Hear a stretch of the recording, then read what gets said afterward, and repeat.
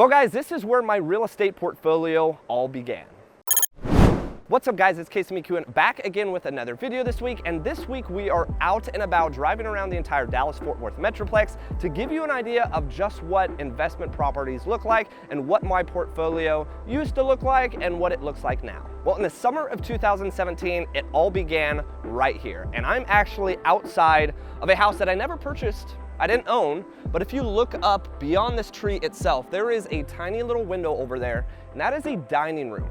That's actually a dining room that I slept in for about a month and a half before I purchased my duplex. Now, there's no true numbers when it comes to this house, but I can tell you, it definitely ignited a fire under me. And the reason why, you can actually see two addresses if you look close enough. The whole bottom stairs was the owner, and 4 people, including myself, in a dining room rented out the upper unit. So if you go through that second door, it actually leads you straight upstairs to technically a duplex. Now on top of that, behind this is actually a garage with an accessory dwelling unit, or what we call an ADU, above the garage that also gets rented out. Now in this particular instance, the owner lived downstairs with a roommate, rented the entire upstairs to me and 3 others, and also rented it out to a couple for the ADU in the back. Needless to say, this is a tremendous, and if he still owns it today, it's gotten a lot more expensive to live in this area. But what I can tell you is I go full circle. My actual primary residence is less than a couple miles away from here, but I didn't purchase that for a couple years later. All right guys, this is property number 1. It's a duplex that I purchased with my VA loan in July of 2017. I'm gonna also explain to you how I sourced this deal, or how I really sourced all of the deals that I've been able to acquire in the DFW Metroplex. And this particular property was off of Facebook. Now, I had started a network with other real estate agents in our metro, just as a new realtor myself, and this was actually a post on Facebook saying, hey, I've got a duplex that's coming in the market soon, does anyone want it? Now, me being just ready at the go to buy a duplex because I was living, again, in a dining room for $450 a month, I jumped on this opportunity to purchase it for $285,000. Now, the nice part about this is I was able to get my offer accepted by just giving the other agent my commission. Now, I didn't get paid commission on the end because of it, but I used my VA loan and actually rolled in a majority of the closing costs, so I don't even think I paid more than a couple $1,000s to purchase this house. Now, this house is a duplex, as you can see right here. This side was occupied when I purchased it. Lo and behold, about a year and a half later, I did have to evict that tenant, but for the time being, I did start to get rent. And on the other side was actually a tenant as well that moved out at closing. I lived in the downstairs master bedroom, and I rented the 2 actual upstairs bedrooms that don't have a window on this side of the house. They actually look out to the back of the house, but both of those bedrooms I rented out for $600 a month.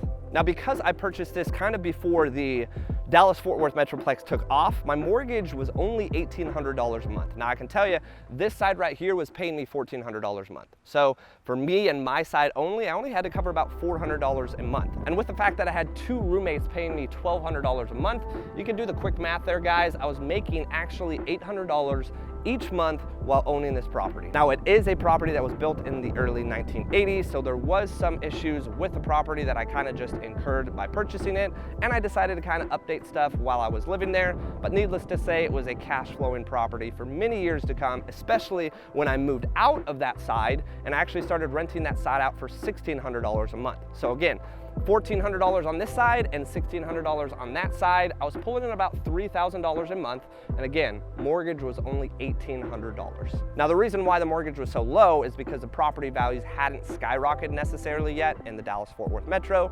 Taxes were only assessed at about $180,000. Fast forward about a year and a half or 2 years later, it jumped up nearly double, so my mortgage went up substantially. But still, even with a high jump in taxes, my mortgage I think went up to $2,300 or $2,400. I was still pulling in north of $3,000, and I don't own the property anymore because I sold it, but now each one of these units right now are renting close to $2,000 a month, so pulling in close to $4 grand a month on this duplex.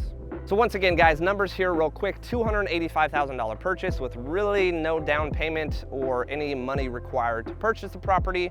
Now, I wound up selling it about 5 years later this year in 2022. And I was blessed to say that I made $300,000 profit. I sold it for almost $590,000 in 2022, tax-free, or I should say tax-deferred, because I applied that for a 1031 exchange to build a cabin in Broken Bow, Oklahoma. Now I'll give you guys some insight on that Broken Bow cabin, but we are still in the early phases of that. I believe today specifically, they're supposed to be starting blocks on that and then framing shortly after. Property number 2, guys. So after just 5 months, and I get this question asked a lot, is Casey, how were you able to move from a property in July of 2017 to a brand new property in December of 2017? Well, a lot of it's gonna be based on an underwriter's discretion. Now, obviously behind me, you can see that it's just a traditional single family house. Now, a lot of it was, hey, I don't personally like living right next to my tenant. I don't personally like not having a, if you followed my journey, you saw that I purchased a pretty new, back in 2017, a Porsche, and I didn't want to put that under a carport. So, I wanted the garage that this house has. I wanted the location a little bit closer to work, and all of these things I was able to write up and put in a note to an underwriter, and actually got denied initially from one underwriter, and then I applied through a mortgage broker to another underwriter and got approved. So lo and behold, 5 months later, I was able to purchase this property behind me for about $215,000. Now I did negotiate a little bit in terms of repairs and some money back at closing, but at the time, UWM, which is a mortgage company, actually was running a special that was a 3% down conventional loan with a 2% grant.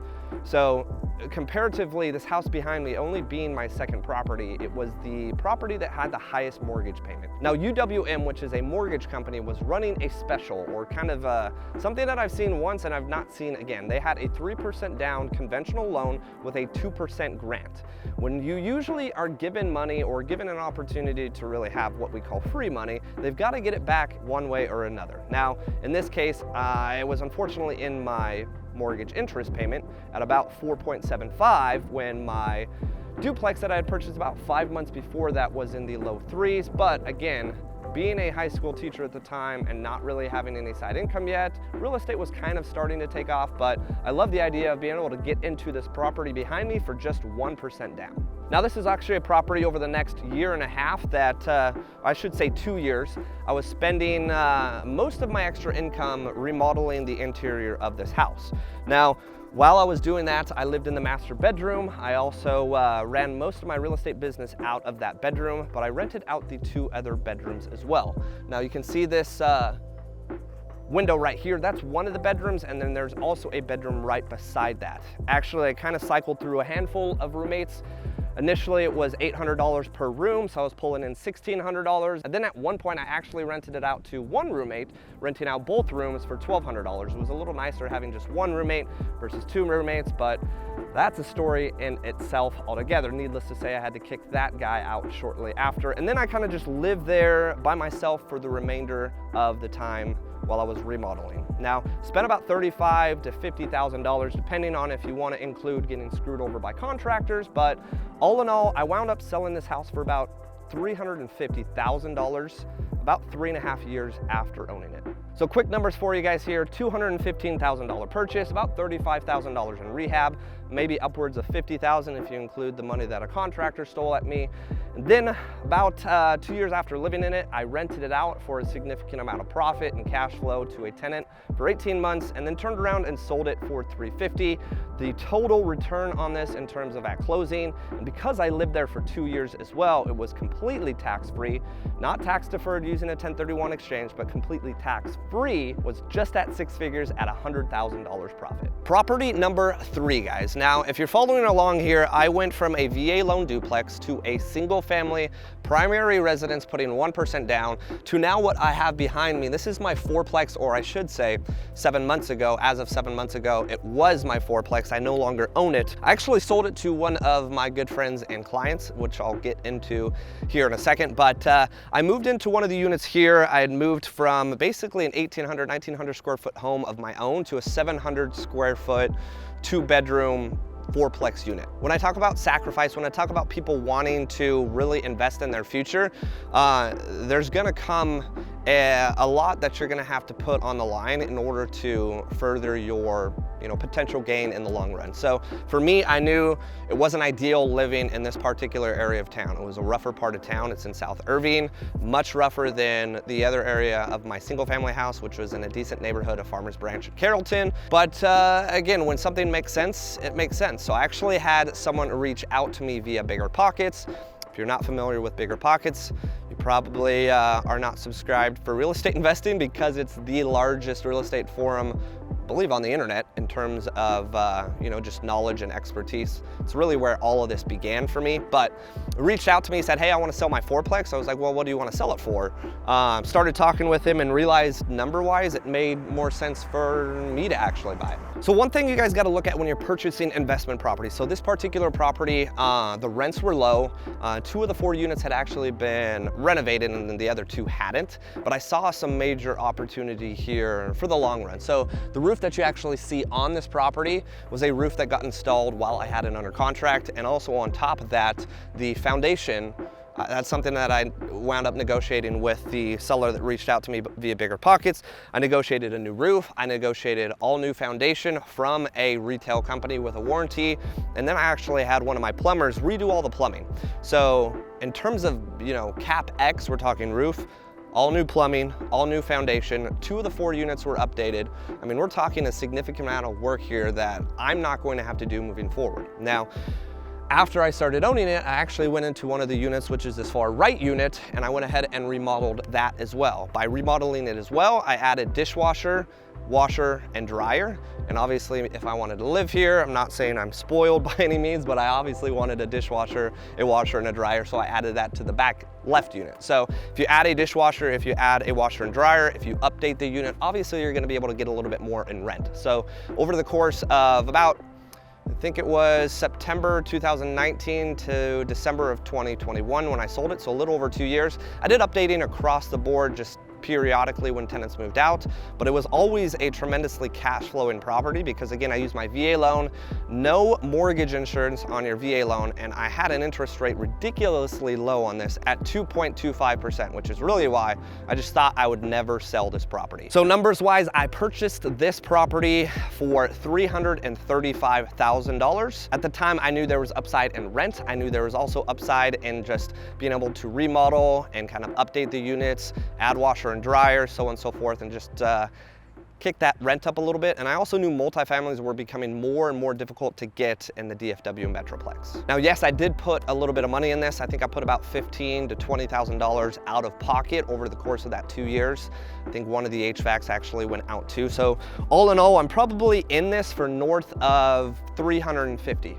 But I was fortunate enough to get this under contract for the mid-5s and profit without having to pay commission because I sold it to one of my good friend and client. I was able to profit about $200,000. Now that $200,000, again, was really from no initial investment because I used my VA loan on this. Now there was some money I put into it, but very little when you're talking about a return of $200,000 profit. Now that $200,000 I was able to use as a tax deferred opportunity and down payment using a 1031 exchange. I used that $200,000 on the down payment for, you got it, my first commercial property. We are standing outside of my primary residence. This is a house that at the beginning of 2020, I had my sights set on building my own home. The reason why I had my sights set on that is because I wanted to live in this specific area, and I'll give you guys a little bit more information about where this is located at. But I started looking at the price points of $400,000 to $500,000, and I was buying a pre-owned home that just had a bunch of stuff wrong with it. So I decided to jump up to the price point of $620,000. Numbers wise, it was actually about $640,000, but I used my commission and rolled it down to the total cost of $620,000.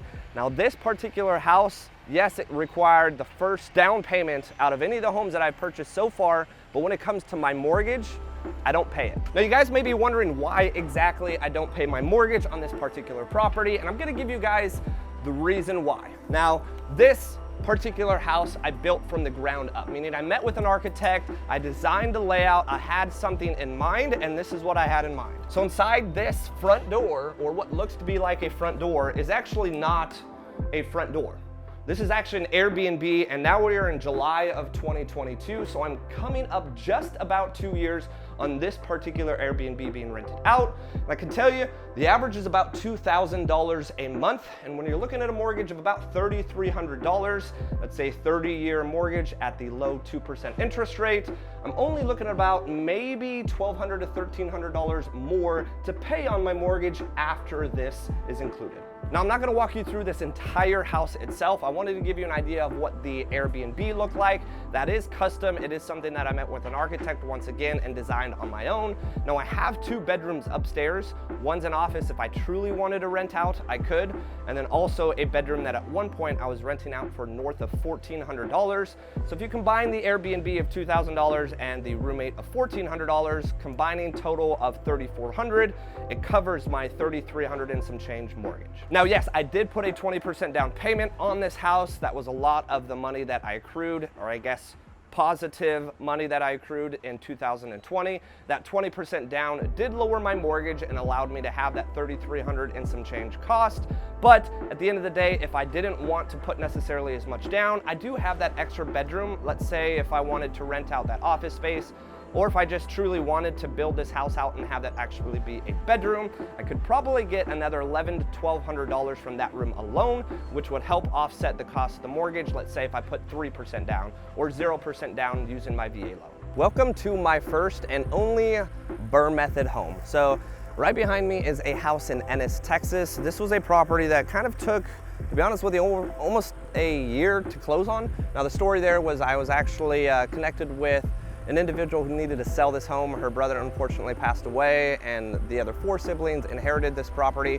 She was the one that was leading the way with it, and I told her, hey, I'd come take a look, I'll get it sold for you, put it on the market. Well, after taking a look at it, needed a ton of work. So I spoke with her. I was like, hey, realistically, back in 2020 at the time, this is probably what you're looking like as far as, listing it here. But you've also got to pay commissions. You've also got to potentially deal with any kind of repairs or whatnot that, a potential buyer may want. I said, hey, I can give you this cash amount now. This was back in 2020. I can give you, I think it was about $135,000 at the time, which, to be honest with you, is very, very affordable for a house. But this is 30 minutes south of downtown Dallas in Ennis, Texas. But we kind of came to an agreement, I think at $140,000 on probably April, May of 2020. COVID wound up happening though, and the whole process of going through airship with no will in place or no trust in place, it actually took almost a whole nother year to actually close on the property. So in 2021, I finally closed on this property in the spring area time of 2021. I bought it for about $140,000. I worked with a good friend of mine for some rehab costs. Initially, I just borrowed $60,000 from him. But if you've been following me for quite a bit of time, you also know that I went way over budget on this house. Now, I replaced just about everything, including new plumbing, new foundation, which this entire house needed new foundation, and an entire cosmetic update throughout the entire house. And we're talking 4 bedrooms, 3 full baths, and about 2,400 square feet. Now, the other downside to this house is, and it seems like it's almost a common trend at this point, I dealt with another contractor that took $10,000 from me, so that was another $10,000 that just went straight down the drain. Unfortunately, guys, you pay for what you get, and I've kind of learned my lesson when it comes to contractors. So when all is said and done, I did borrow $60,000 with a kind of a private money or personal loan. I purchased this for about $140 or $145. Then I add on another $40,000 in my own personal money that I put into the property. And I was fortunate enough to be able to refinance this and do the true BRRRR method and get a majority of that back. So when all is said and done on this property, I'm all in for a little less, maybe $240,000, $250,000. I was blessed with the opportunity to still be able to purchase it at that $140,000 even a year later when home prices in our area continued to rise. And to be honest with you, she had no problem against it, but instead of $140,000, she could probably get $160,000, $170,000 a year later, but she stuck with what we agreed to. And now I'm sitting on a property that's worth probably in the $350,000 range. So as far as equity in this property, I'm sitting at $100,000 in equity, and I do have $50,000 as a down payment when I refinance the property to put that 20% required down payment down on this house. Debt pay down on this house is a little under $200,000, and again, If I were to sell it today, I'd be looking north of 350. So once again, guys, the power of real estate. This was the first property that I really initially, before I went way over budget, didn't even have any money out of pocket into it to really be able to remodel it, complete the BRRRR method. Now, unfortunately, after being screwed over and having to go exceptionally over budget, I did put some of my own money in it, but at the end of the day, I was able to refinance it, pull it all back out. Now, there are very similar qualities to the next property that I'm gonna show you guys, just kind of over remodeling things, but when I do kind of go over budget or do a little bit more when I could have probably done less on the remodeling side of things, these are properties that I'm gonna be holding long-term. For instance, the plumbing, I probably wouldn't do if I was just gonna flip it. Unless the plumbing was absolutely just horrible, then I would have to. But in this case, if I'm gonna be owning it for decades to come, replacing the plumbing now or replacing the plumbing when I did all the foundation work just makes complete sense. Also, guys, I wanted to give you a heads up on where I found that deal. That deal was actually off of the MLS. It had just fallen out of contract. The owners were elderly and moving to, and I believe retiring to Florida, but they just really hadn't updated the interior the entire time they owned it. But if I know anything about elderly people, is they oftentimes take very good care of the home, and that was very much true. They had a brand new roof, they had a brand new HVAC unit, they had electrical significantly updated and plumbing taken care of. So really, it was just cosmetically updating the house, and that's what I spent the next 2 years doing. We are standing outside of my last single family rental. This is a house that I purchased December of 2021. To be honest with you guys, I didn't really see this one coming. So back in October of 2021, I had a good friend and fellow agent reach out to me saying, hey, I'm gonna be listing this house. It needs a lot of work. Here's the numbers. Does it make sense for you as an investment property? And I can tell you in October, I didn't have any money for down payment. I was kind of strapped on cash, but I couldn't give this opportunity up. So over the next 60 days, I had a little bit longer of a close, set to close in December. I was just closing as many real estate transactions as I could to get the down payment. Wound up purchasing this for a little under $250,000. I did negotiate some stuff back and forth in terms of, you know, one thing being a new HVAC unit as well as a new roof. With the purchase price being roughly about $250,000, that required me to bring $50,000 to closing. That was really what I was earning over those 2 months closing real estate transactions in order to use that as my down payment. Again, when just real estate investments come up, you don't really, I mean, some people will actually go out and seek them. Me, they kind of just fall into my lap, and in this case, I couldn't give this one up. So to give you guys a little backstory around here, I am actually on the far west side of Fort Worth. It's about 52 minutes without traffic from where I actually live, and my next farthest investment is only 30 minutes, so this is a tremendously far drive for me. One thing that I kind of can give you guys as advice, if you are looking to do something that I did here, which was a full remodel of the interior and even the exterior, try to find something that's going to be much closer because you're going to want to frequent the property often. But back to the numbers, $250,000, $50,000 down, and I projected that this house afterwards would be about $350,000, maybe $400,000 in value. Now the real question came here was how cheap am I going to be able to do this remodel? Most of the work on the inside of this house needed to be redone, and if you've been watching my videos for over 6 months, you probably saw the transition that this house took. I went ahead and painted the exterior this white color, and I also went ahead and got a brand new garage door on the exterior. That was something that was not planned. But on the interior, I did a full gut job all the way down to framing, meaning new sheetrock, new paint, new flooring, new countertops, cabinets, whole brand new kitchen, basically everything cosmetic wise. And again, this kind of relates back to the property that I went completely overboard on. But if this is a property that I'm intending to hold for the long term, you know, I'd rather go overboard on the remodel. That way I don't necessarily have to come back in 3 years and do it again. So the downside with this property is I had another hiccup with a contractor. I actually got a majority of the work done with one guy, but I actually got screwed over initially with the first contractor that a friend recommended me. It's probably the third or fourth time I've been screwed over by a contractor, but then I wound up getting connected, or I had one of his workers reach out and decide to remodel the house, the entire house himself. Now it took a lot longer than expected, and I didn't get this rented out until maybe April, May timeframe of 2022. but I was fortunate enough to get it rented out to a prior real estate investor that was filing or going through a divorce and had a high school son. So the good part about this house is that upstairs bedroom is a full master suite, and there's also a master suite downstairs. It's about 2,600 square feet. And in Fort Worth, I'm actually pulling $2,750 a month on this, which is, to be honest with you, in this neighborhood, unheard of. Now, the other plus to this is obviously him being a real estate investor himself, just going through some, life situations. He understands the position that I'm in as a real estate investor, and he's totally willing to work with me across all fronts. Now, on top of that, he has been very, very active with paying rent earlier rather than on time or late. So I've been very thankful for that. And I can tell you my mortgage on this with principal, interest, taxes, and insurance is about $1,600 or $1,700 because I got an incredible interest rate back in December of 2021, at about 3.75% or 3.75%. So I'm really cash flowing on this property $1,000 a month. Now there are some CapEx that I still need to do, and there's some minor hiccups that I may need to finish, but to be honest with you, over the next 3 years, I'm looking at about $36,000 in cash flow, meaning $1,000 a month. Now for me, this kind of property is something though, because I did so much work to it, it's gonna be something that I hold for the long term. To give you guys some more numbers here, I probably spent about $50,000, maybe $40,000 to $50,000 on the rehab. So all in all, I've got about $100,000 of my cash in there, but it doesn't make sense to refinance, obviously, with the incredible interest rate that I have.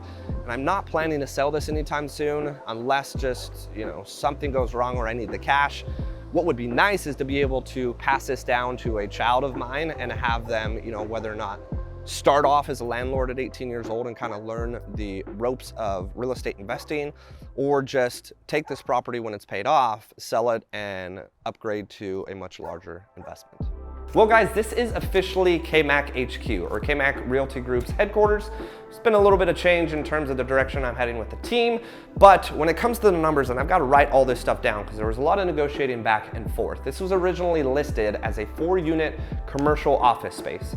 Now at the time, it was significantly different. We actually had the owner occupying these 2 units, or unit 401 and 402, and he had kind of knocked down the walls to combine it as one large unit. Now 403 and 404 were tenant occupied and are still, a couple months later after purchasing it, still occupied as well. But when it comes to the numbers, we were looking at about 1.3 as a purchase price, but there needed to be work done, especially to where I wanted my office to be. So at about $1.3 million was the list price. We came in at about $900,000.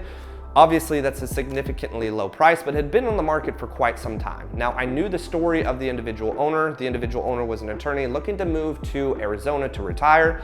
So I knew he had a final number in mind, and there definitely was some wiggle room at the end of the day because he needed to sell this. And it was an attorney's office, but he needed to sell it because he was officially retiring. Now, what I did know needed to happen, as I mentioned before, I knew work needed to be done to this office. Just utilizing this space right in front of me that we have as more of like an entry area now for KMAC Realty Group. There's actually a wall here, and to be honest with you, there was a ton of walls that we demoed, but we knew that there was gonna be a rehab cost involved here. I actually got a good quote of about $150,000 to roll that into a commercial loan. So I knew when I was negotiating that I was gonna also incur $150,000 when it comes to remodeling. So when all was said and done, as far as negotiating, again, $1.3 million list price, $900,000 original offer, we wound up at about $1,050,000. Now, if you add in the $150,000 in rehab costs, I was totaling all in for this commercial property when all said and done at $1.2 million.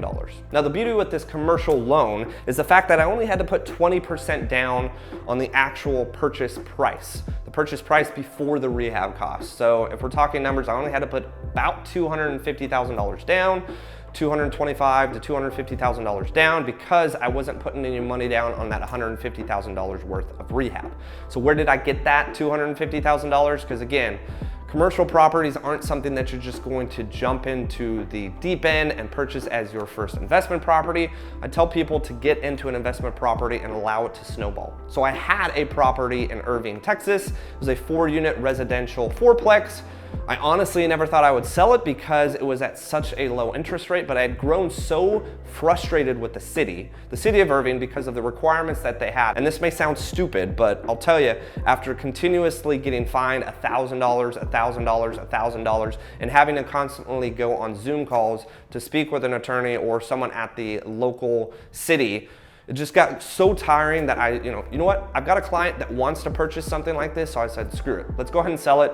I'll upgrade to a commercial building, and the timing just worked out perfectly. Now, the profits from that was only about $200,000 with that fourplex, and there are some downsides to selling it because I know the roof was brand new. I redid all the foundation. 3 of the 4 units were updated, so it was kind of a soft spot in terms of getting that sold. But I can tell you that $200,000 plus some cash of my own, about $30,000 of my own cash, plus I rolled the commission that I was actually getting as a referral on the purchase, because I had a buddy who is actually a commercial real estate agent.